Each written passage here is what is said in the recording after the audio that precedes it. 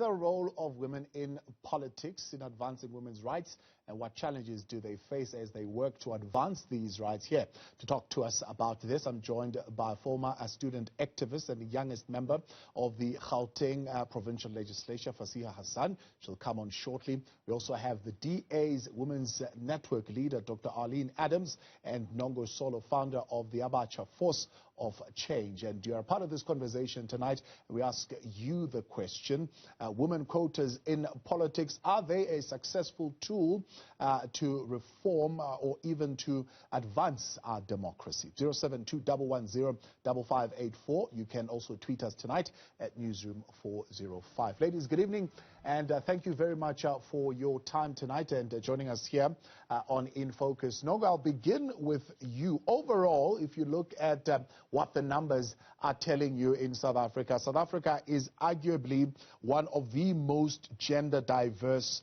parliaments in the world, ranking 3rd in Africa and possibly 10th globally. However, when you take a deeper look, particularly at the leadership of political organization, but also if you look broadly at the spread, maybe even at provincial legislatures, we are still far behind. We're still falling short in achieving gender parity. Why?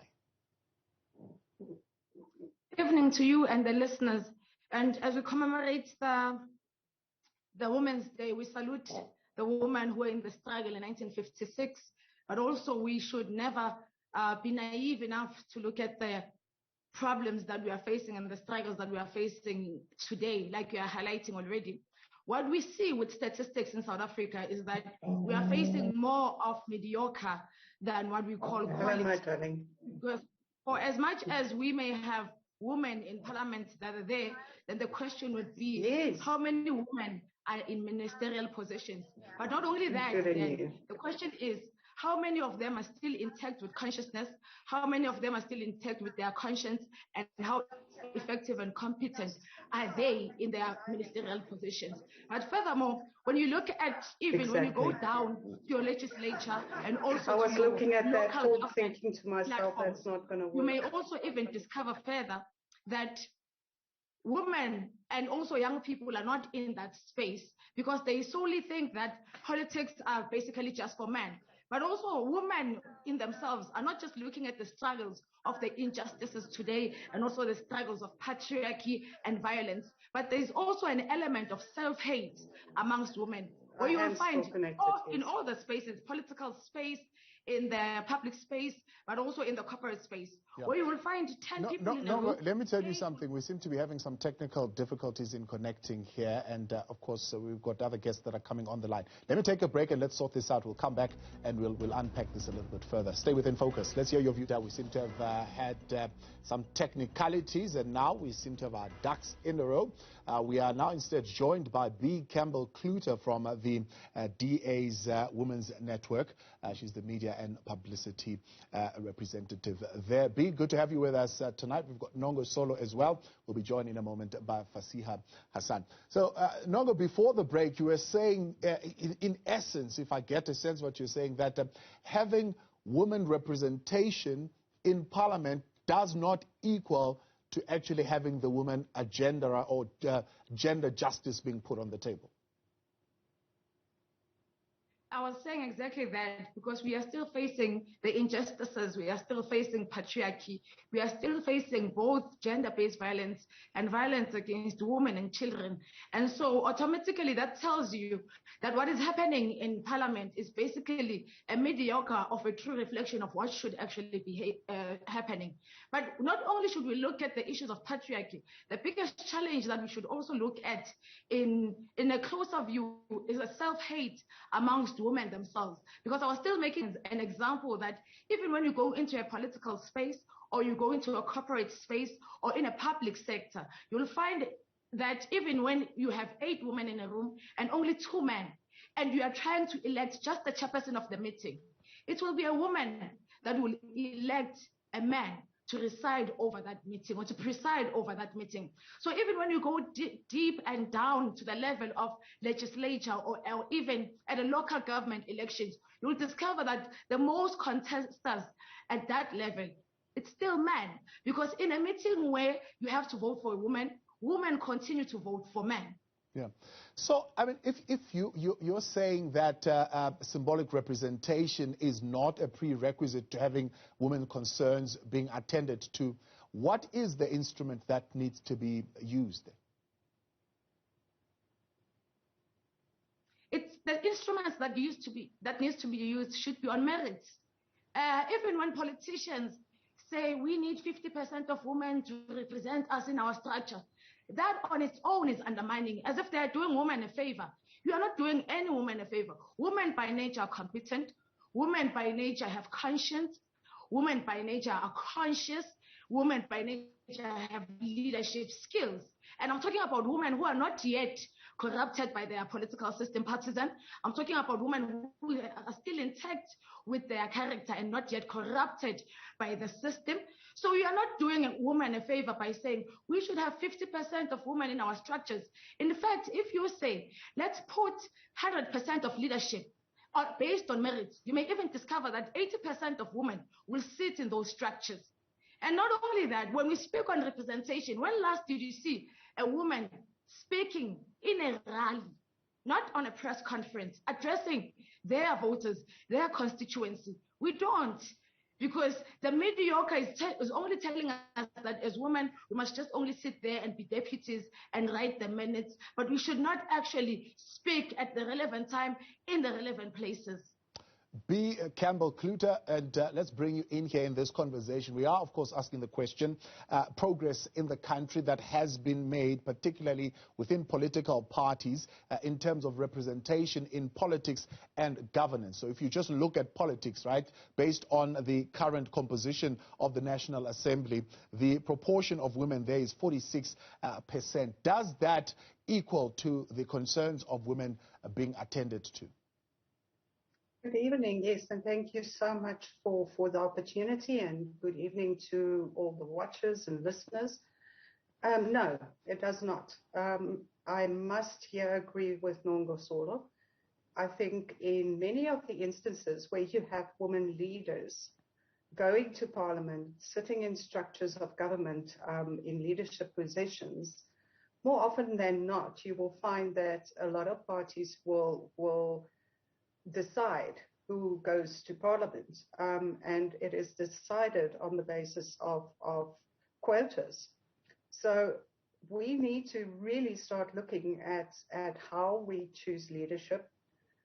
We do have the woman, the power, the leadership within female ranks to take up these positions, and we do have women with more than enough experience, qualifications, and they're just waiting to be given a chance. But I think more often than not, what you also will find is when you do have a woman that stands up and says, here I am, I'm willing to do this, I've got the credentials, that would be the woman that is pushed aside.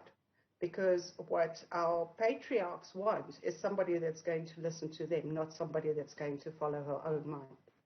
So, I mean, if you look, for example, in politics in Belgium, and when they had to put in measures in place, tougher measures that are needed to force the system to be able to get to a point of gender equality, quotas is exactly what they use. So it was required, for example, on political parties to have 50% representation on their electoral list, and particularly the top numbers, especially probably the second and the third on the list, should be a woman. And this improved particularly the representation of women in meaningful leadership positions. But I know the DA is vehemently against this idea of quotas. Just tell us why.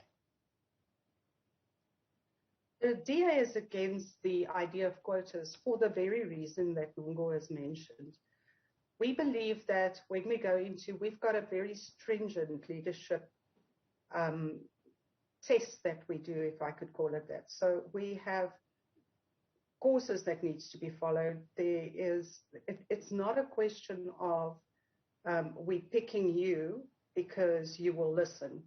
What is done within the DA is that during this testing period that we go through, these examinations, they look at points, at marks, and they look at experience and how you deal with certain issues, interviews.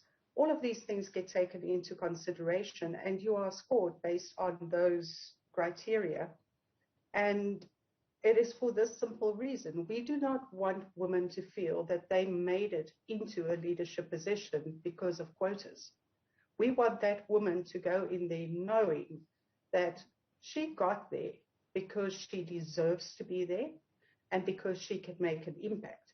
Because the minute you put somebody into a position because of a quota, you lose their confidence immediately. They're already going into this position thinking, am I just here for the quota?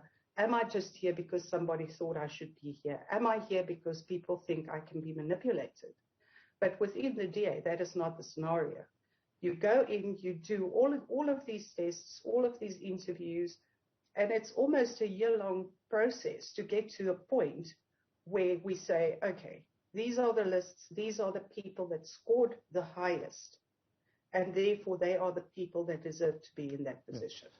This, in turn, though, B, has resulted, for example, if you look at your provincial legislature number, they are the lowest in as far as gender representation is concerned in the Western Cape at about 35.7%. And the question then becomes asked, is gender justice at the top of the agenda as far as your political party is concerned? I think it is. Definitely it is.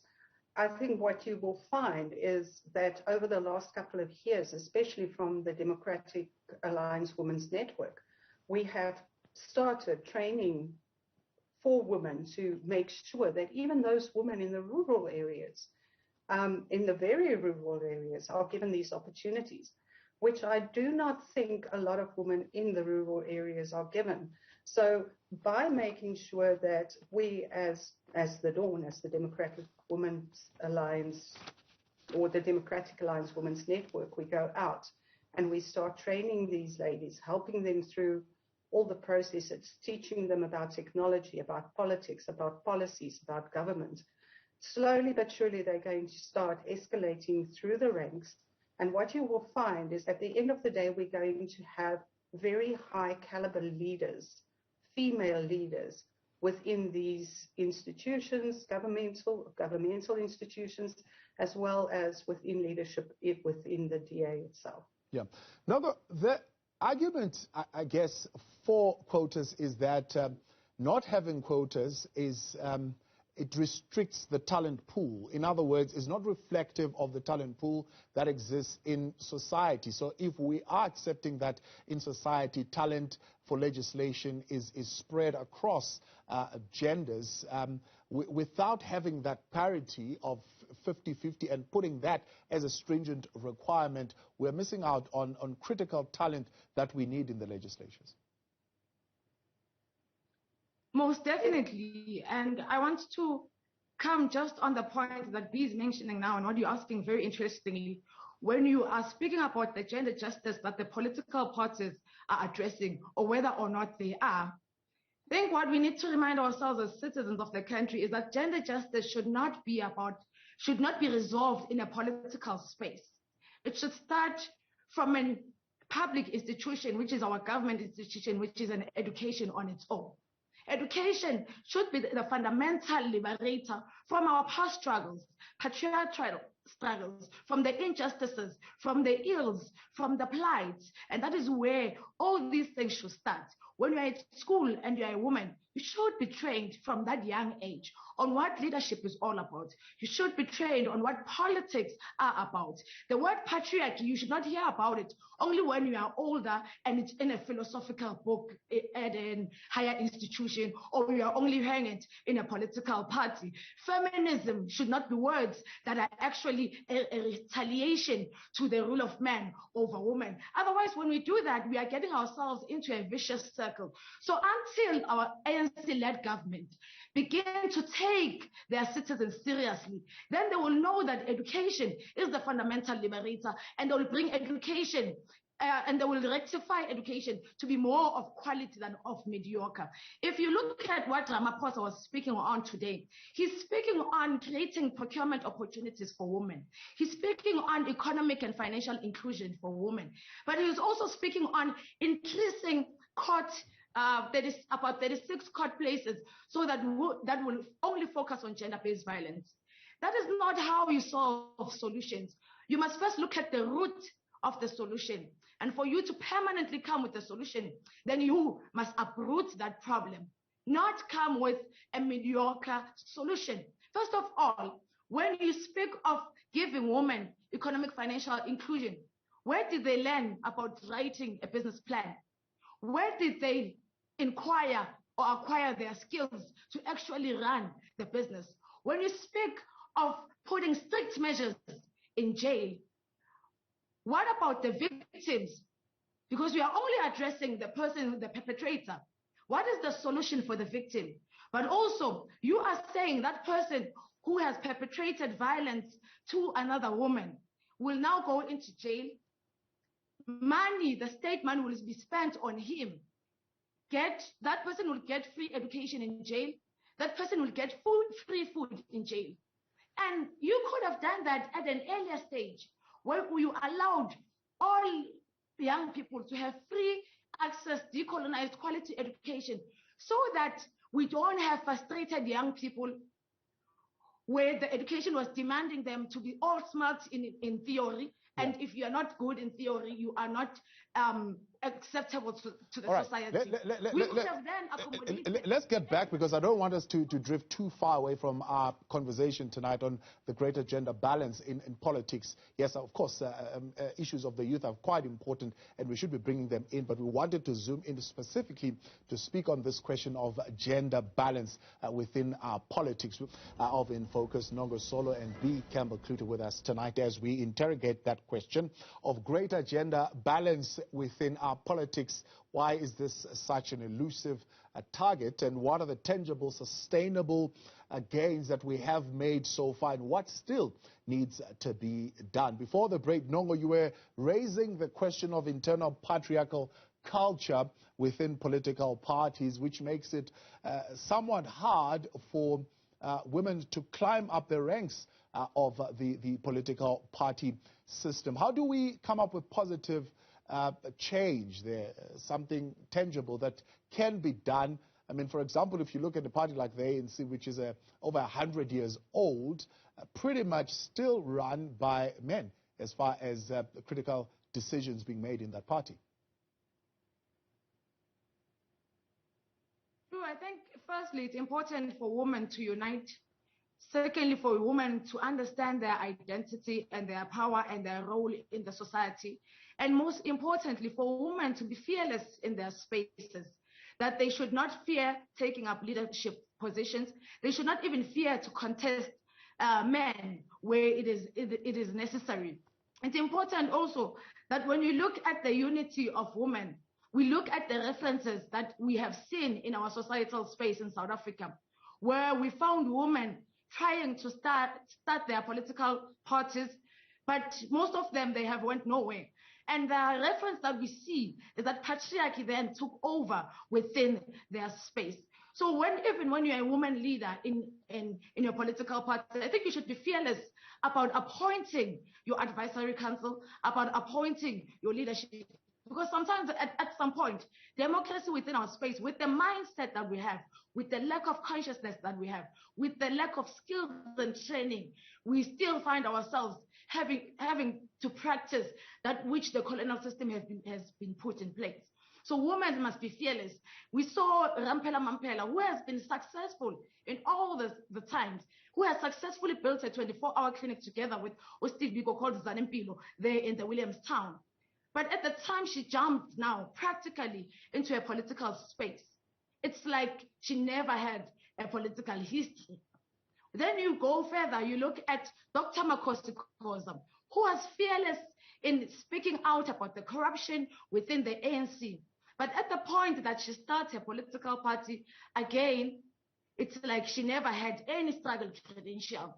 So there is a lack of support amongst women. There is lack of protection in terms of our character as well. So until women, one, stand up fearlessly so, but also two, unite in ensuring that as they take these political positions, you protect yourself from infiltration, but you protect yourself from intimidation of patriarchy. Yeah. So are you saying the solution there is for women to start their own political organizations?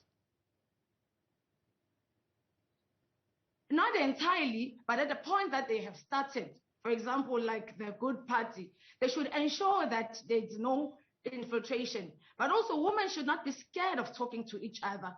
Where you give a ring from the past experience, and women should actually meet to find amicable ways of ensuring that whatever they start, it does not get destroyed. So if, for example, the DA was a party that was founded by a woman, she should not be fearful to actually call any.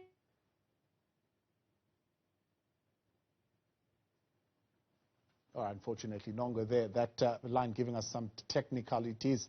All right, let's go to B.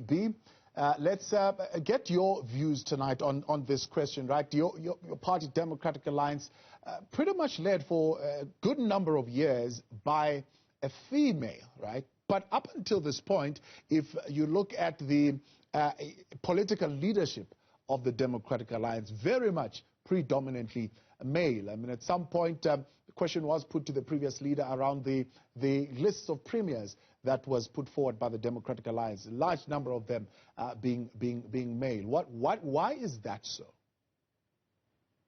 I believe, it's like Nhongo said, females in society still today, even in 2021, they are scared of stepping forward.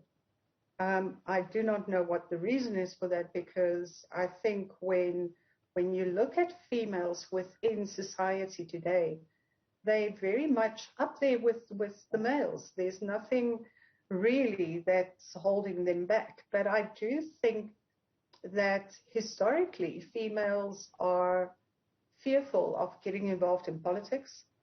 They do not want to step into an arena where they have to use emotions and the brain and switch off and just go with what is in front of them.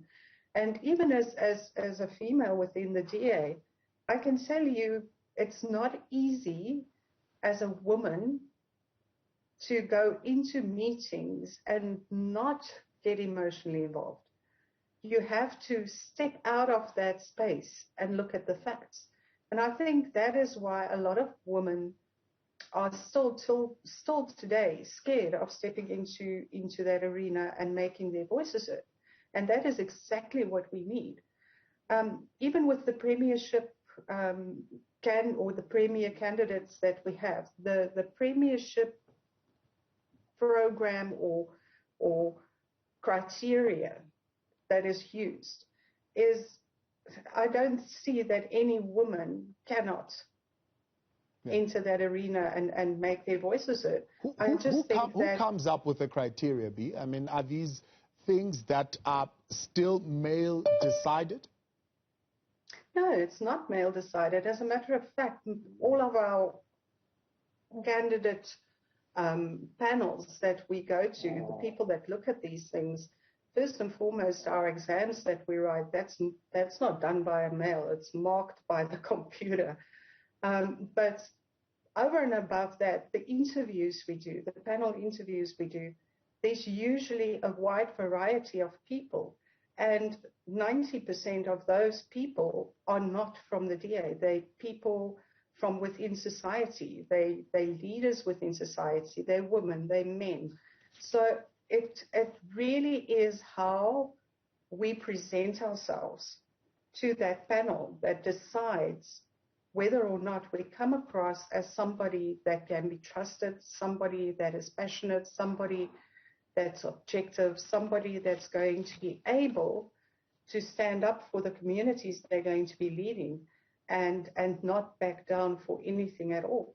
And as I say, my personal feeling is that within society today, we still do have the perception from women that politics are not for women, it's for men, and that, you know, they're fearful of stepping into that space, and they should really, really not be, because I believe women have the ability, they have the capabilities, they've got the strength, more than anything, to step into that space and to make the right decisions for this country.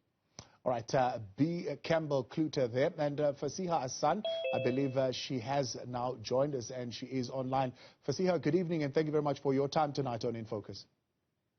Evening. Thanks for having me. Sorry about the delay. It's always quite a hectic day, Women's Day for us. I believe so. We had to pull you out of the meeting there. Very quickly, Fasiha, look at the numbers. 213 seats in Parliament of the ANC, 119 of those are women. If you look at your top 25 candidates list, how many there are women? Actually, 9. So, by and large, the actual leadership of the party, even though there is this level of representation in Parliament, still remains exclusively male. Is there a difficulty in dealing with the patriarchal nature of the party to allow for women leadership to come in?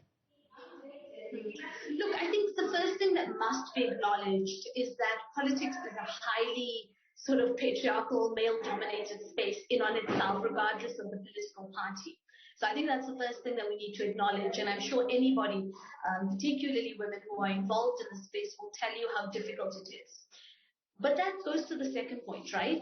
So we need a multi-pronged sort of approach. We need more women who do take up these positions. But like you've just said, you can have a situation where you have a lot of women parliamentarians, a lot of women who are sort of ministers and deputy ministers, but that doesn't necessarily directly equal women liberation or true women representation. And that's because of decision-making powers, right? It's about who has that decision-making power, and more importantly, do we do an exercise of saying, well, what is the impact of this executive decision or this policy on different marginalized groups, particularly women? And I know I've said this before, but it's so, so important, because you can even have women in all these positions, but if you're not structurally changing that system, you're not going to necessarily deal with the patriarchy, because it's about a culture shift, a culture change. And like I keep saying, the important part is having women at the decision-making table, not just cherry-picked here and there as elements where we say, well, we have women representation, but we're not as powerful as we can and should be. So what you're saying, there is structural gender inequality within our politics in general, just not only in South Africa, I suppose, globally, because if you look at the numbers, they tell you that the same thing is happening everywhere else in the world. So we're talking a requirement for critical political reforms. Your party has adopted the quota system, making it a requirement on these lists to have the zebra stripe, they say 50-50 representation. If we look at that, are gender quotas successful, and does the proportional representation lead to improved democracy? I think it depends on how we look at it, right? So gender quotas can be useful to sort of get our foot through the door and have more women representation, which is what we're seeing. And I think there was quite a big push, for example, from the Women's League to have, if there was a male premier, then to ensure that the majority of cabinet are women. Or if there's a woman speaker, just basically trying to ensure that they utilize quotas to get our foot through the door. But quotas can't be where we start and end. And I think that's the important takeaway here. Quotas are a tool amongst many tools that we can use for better gender representation, but it doesn't necessarily mean full-on liberation. It doesn't necessarily mean we've brought about gender equality. So we need a multitude of different things. And I think one of those things is also around the support that we provide for women leaders and women politicians.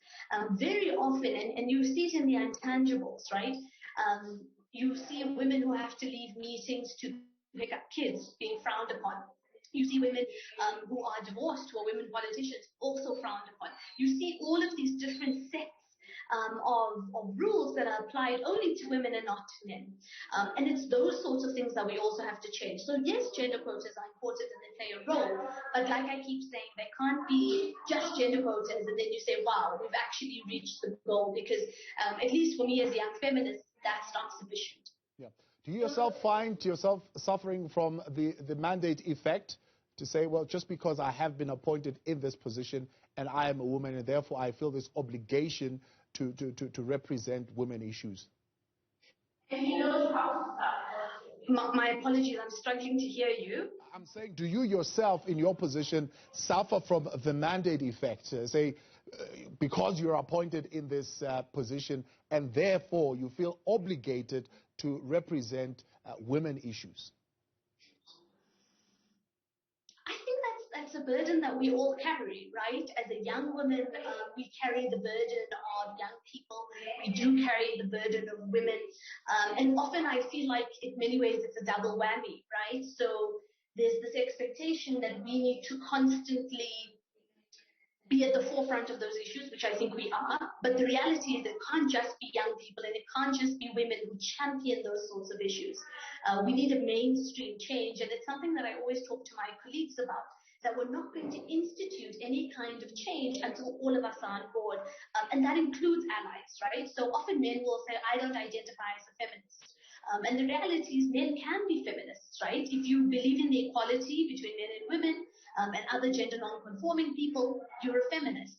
So it's how do we take that struggle beyond just us and take it into a mainstream space? So yes, I think there is that element. But I also think that's part of the process of, this is one of the first administrations where we do have more young people, at least for us, because we're part of a born-free generation. For us, we've only known older leaders. And I think that's one of the unfortunate consequences that happen in the sort of first, youngest ever and those sorts of elements. But I think our job, and this is the most important one, is about how we pave the way for future leaders, particularly young people, particularly women, and how we make their journey to this position far easier than we do moving forward. Right, more than just the numbers game there, Fasiha Hassan saying there needs to be a little bit more being used as a tool in this political reform that we're talking about to achieve greater gender balance in politics. We'll continue with Fasiha, Nhongo as well as B in a moment, and taking your views tonight on 072-110-5584, on Twitter at Newzroom405. We're back in a moment. Welcome back. Thanks for staying on with us tonight here on In Focus. I'm with Fasiha Hassan, Nhongo Solo as well as B. Campbell Clute, and we are discussing greater gender balance in politics in South Africa. Now, of course, we're taking your views tonight. One coming through on Twitter tonight. This is from Siegfried Hanning saying, we don't want more quotas of false front females like yes women submitting to dominant male bullies by violating their oaths and our constitution in institutions like South Africa's parliament. There's this view, Nhongo, that women, when they come in, they've got this third burden, this added burden to fall within a male criteria, but if not so, they need to prove themselves far beyond that. They bring added value and they are not seen just as proxies for men. How do you address that question? No, thank you. That's completely true. And I think we should continuously remind ourselves of where are these issues coming from. Because we are here today, what has transpired between today and before these struggles actually existed? Where before patriarchy existed, it was probably racism or it was probably colonization. But what could have got us into this space? And as soon as we begin to address the issues, we look at the issues of the past and we evaluate where we are today, we will be able to reshape where we want to go tomorrow. So, for example, if we are sitting in a political space, arena now in South Africa, where before you would find that government would not allow women to have access to a governmental house. They will only give those houses to men. And then a man will then live with the wife and the kids.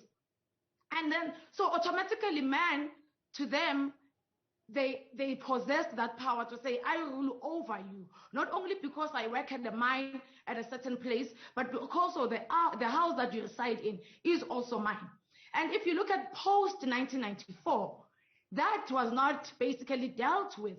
And even when the ANC introduced the RDP houses, not only did they miss the point, but also we are at a point where now the RDP houses themselves, when they are a public institution, are getting sold to people, which is not the right thing to do.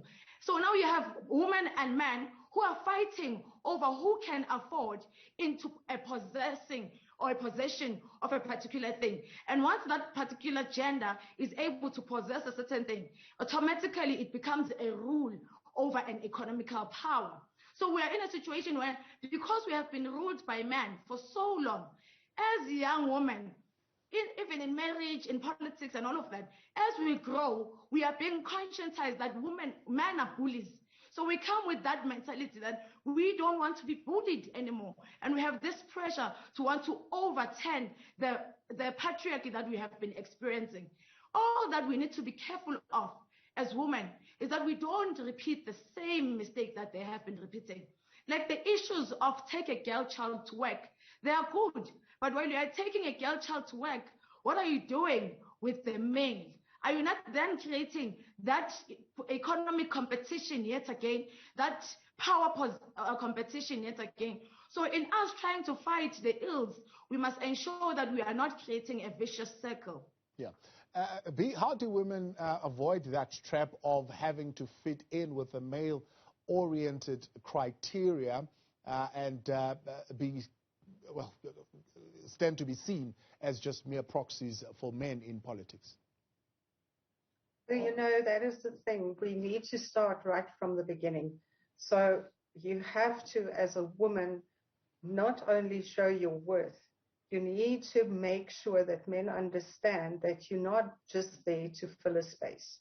You have a voice, you have experience, you've got an opinion, and they need to listen to it. And what you would find in a lot of meetings, for instance, as a leader, not as a woman, that they respect you as a politician, not as a woman, is to ensure that you always communicate on their level and to make sure that they understand where you are coming from.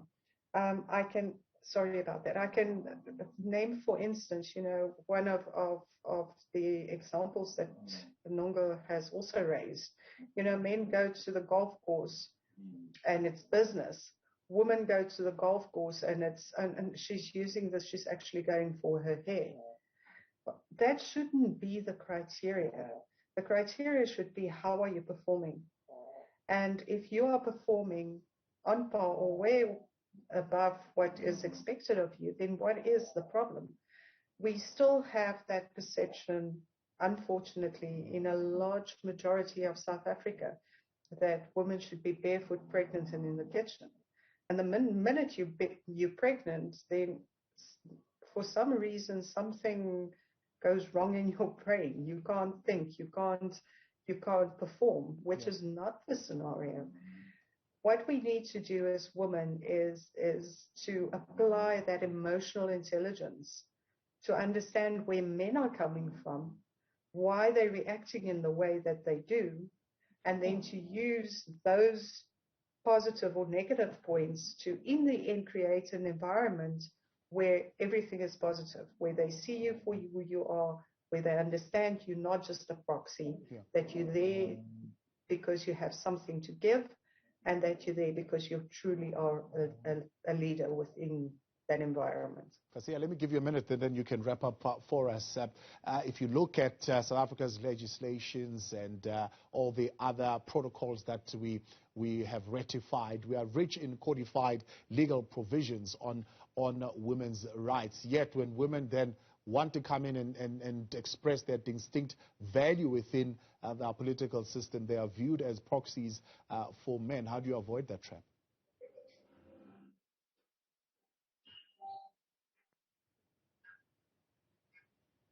Fasiha? Oh, apologies. I wasn't sure. I haven't gotten a very good line. Yeah. Avoiding the trap of being proxies. Yeah. I think the panelists, gave quite a good context to sort of where we find ourselves here.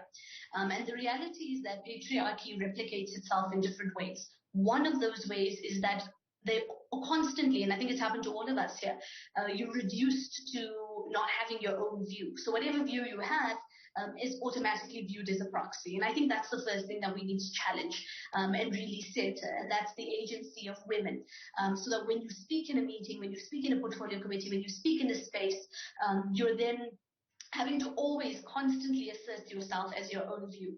Look, I think there's always going to be there's levels of naysayers, but I do think that the most important part is about reasserting your agency, and is about ensuring that you also have the right support systems around you. So one of the things that often does also happen is that because there's so few women in the space, you often find yourself being very reliant on male colleagues around you. And I don't mean that in terms of capacity, I mean that in terms of politics, because in the political space, it's very difficult to emerge as an individual. You often emerge within a collective, and that collective often is very male-dominated.